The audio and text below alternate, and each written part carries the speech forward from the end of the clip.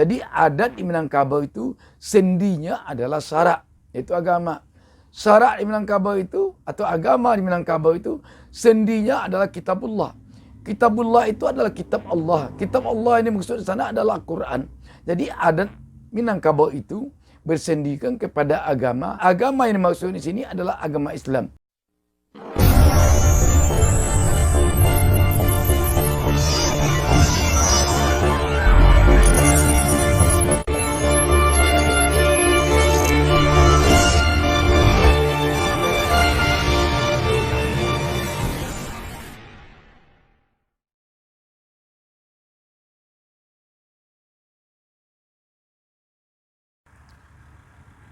Assalamualaikum warahmatullahi wabarakatuh. Jumpa lagi dengan saya Bustami Narda. Saya mendoakan kepada Allah Subhanahu wa taala, Tuhan Yang Maha Esa. Semoga seluruh penonton channel YouTube Bustami Narda selalu berada dalam lindungan Allah Subhanahu wa taala, Tuhan Yang Maha Esa. Amin. Sahabat BN yang berbahagia, SKB 3 Menteri tentang pakaian seragam sekolah ternyata berbuntut panjang.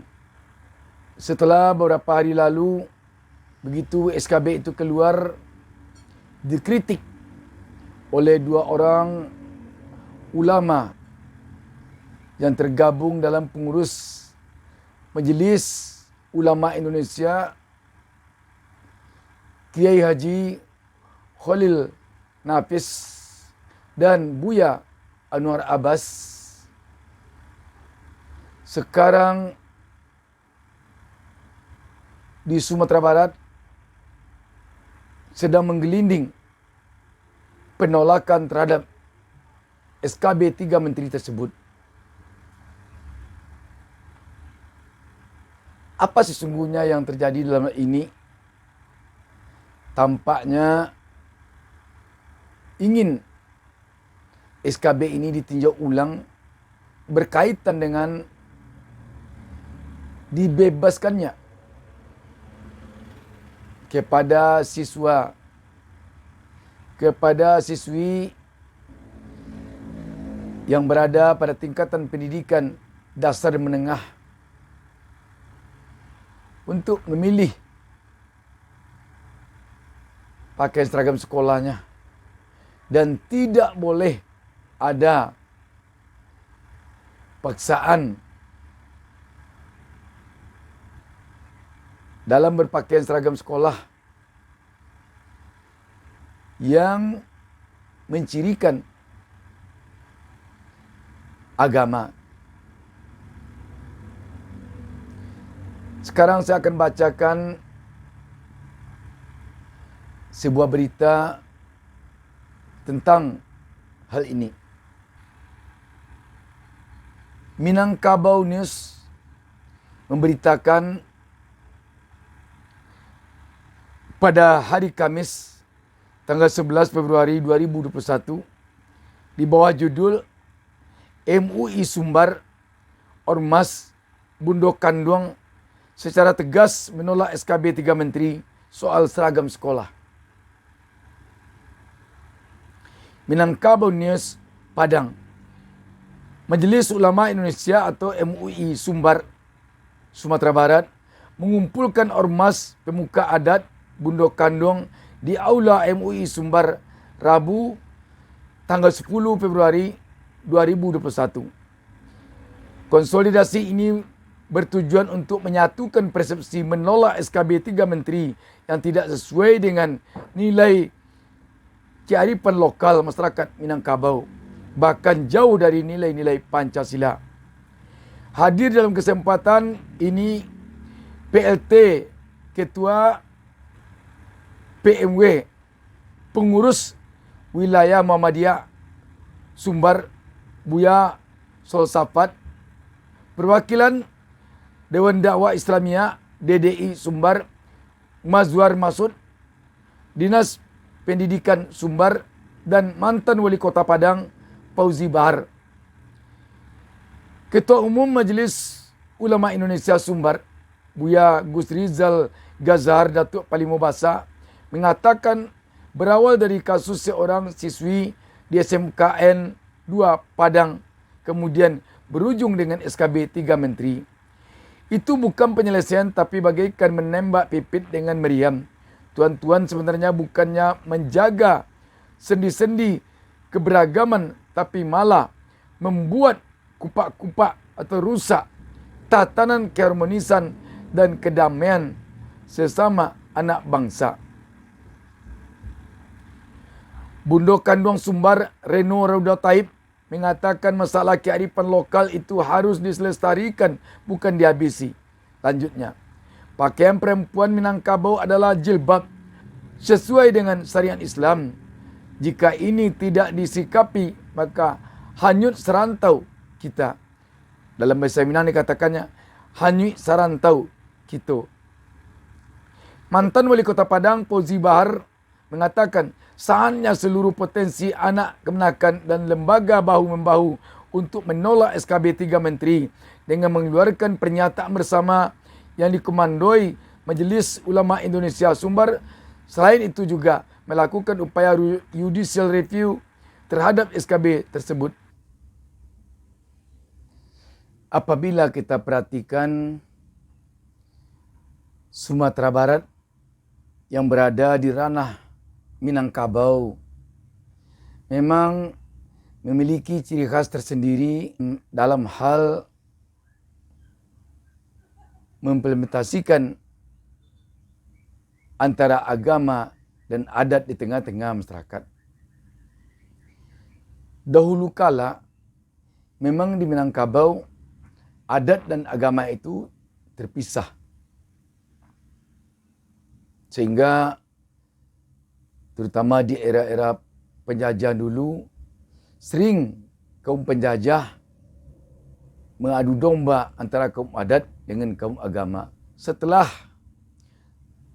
berlangsung kesepakatan dalam pertemuan antara kaum adat dan kaum agama pada kesempatan yang dinamakan Sumpah Sati Marapalam yang letaknya di Kabupaten Tanah Datar, Sumatera Barat. Sejak saat itu, antara kaum adat dan kaum agama sudah seiring sejalan. Adat Minangkabau adalah bersendikan kepada syarak. Syaraknya bersendikan kepada kitabullah.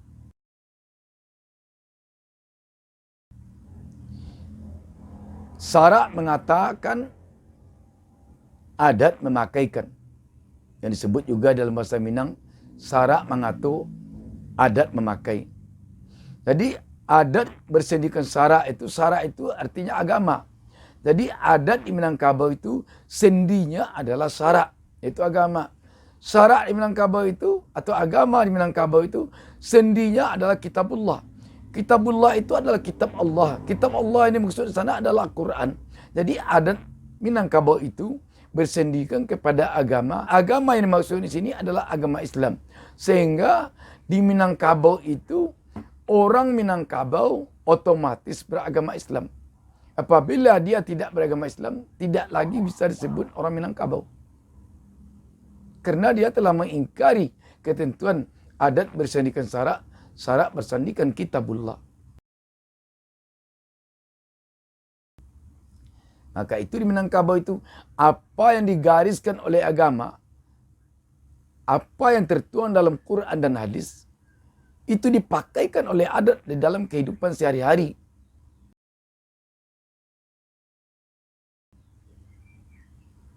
Itu. Sehingga dikatakanlah, syarak mengatakan, adat memakaikan. Syarak mengatur, adat memakai. Itu. Terhadap sekarang ini, tidak bolehnya dipaksakan seorang, khususnya para murid atau pelajar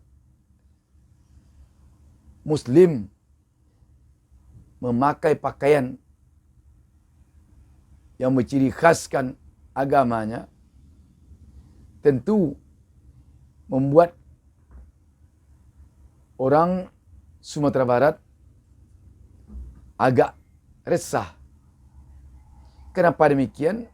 Tentu mereka sangsi bahwa lambat laun nanti orang Minangkabau yang identik dengan Islam, yang Islam itu wajib memakai pakaian muslimah seperti jilbab, nanti lama-lama tidak dipakai lagi. Sebab seperti dikatakan Kiai Haji Khalil Nafis dan Buya Anwar Abbas, bahwa untuk menjalankan kewajiban agama Islam itu memang perlu paksaan. Paling tidak bagi generasi muda yang masih dalam usia-usia pancaroba. Seperti usia pada pendidikan dasar dan pendidikan menengah. Kalau di saat itu mereka tidak ada paksaan untuk memakai pakaian muslimah, nanti lama-lama mereka tidak mau, merasa tidak perlu pakai muslimah. Tak perlu mereka pakai jilbab. Tak apa-apa mereka merasa memakai rok pendek di atas lutut. Kalau sudah terbiasa dari kecil, kalau dipaksakan waktu kecil, lama-lama nanti mereka akan terbiasa sendiri. Sehingga dengan adanya SKB 3 Menteri ini, yang tidak boleh lagi memaksakan kepada pelajar untuk memakai pakaian seragam sekolah yang bercirikan agama, muncul kekhawatiran dari kalangan adat, dari tokoh agama maupun tokoh masyarakat di Sumatera Barat. Sekarang kalau kita lihat toleransi hidup beragama contohnya. Toleran yang dimaksudkan di negara kita ini seharusnya adalah toleran yang sesuai dengan Pancasila dan Undang-Undang Dasar Negara Republik Indonesia tahun 1945. Bukan toleran dalam artian di negara barat atau di negara liberal. Itu. Kalau toleran di negara barat atau toleran di negara liberal yang kita bawa ke sini, nanti tidak akan cocok. Sebab di negara liberal atau di negara barat, toleransi di sana itu tidak ada patronnya Pancasila. Sedangkan bagi kita di Indonesia, patron atau ukuran kita adalah Pancasila dan Undang-Undang Dasar 1945. Jadi toleransi dalam artian di barat dengan toleransi dalam artian di Indonesia nanti akan berbeda. Dan jangan itu dijadikan alasan bahwa kita di sini tidak toleran atau intoleran. Tidak bisa. Karena toleran kita ukurannya adalah Pancasila dan Undang-Undang Dasar 1945. Bukan toleransi tanpa batas sama sekali. Jadi kalau ada dari luar negara Indonesia yang masuk ke Indonesia, itu harus menyesuaikan dengan Indonesia, dengan falsafah Indonesia itu Pancasila dan Undang-Undang Dasar 45. Jangan sampai Pancasila kita minta menyesuaikan dengan yang datang dari luar. Kalau begitu, sama seumpama kita membeli peci. Kalau seandainya tidak cocok peci dengan kepala kita, bukan kepala yang diperbaiki. Kalau misalnya kepalanya lebih besar daripada peci, bukan kepalanya yang diperkecil. Tapi pecinya yang disesuaikan. Kalau perlu pecinya ditukar. Diperbesar pecinya. Kalau nanti dipaksakan peci kecil itu masuk ke kepala yang besar, tidak akan baik jadinya. Akan muncul nanti protes-protes. Sama juga dengan kita yang sekolah ke luar negeri. Ilmu-ilmu yang didapat di luar negeri tidak bisa langsung diterapkan di copy paste, diterapkan langsung di Indonesia. Harus disesuaikan dengan budaya Indonesia, harus disesuaikan dengan ideologi Indonesia, harus disesuaikan dengan kondisi yang ada di Indonesia. Itu. Tidak bisa langsung copy paste, terapkan apa yang dapat di luar negeri itu di Indonesia. Tidak bisa gitu. Dengan demikian nanti, dengan adanya penyesuaian-penyesuaian seperti itu, kita harapkan di penyelesaian soal SKB 3 Menteri ini, pemerintah kita bisa dengan bijak melaksanakannya, sehingga seperti orang menarik rambut dalam tepung, rambut tidak putus, tepung tidak terserak. Demikian, terima kasih. Wassalamualaikum warahmatullahi wabarakatuh.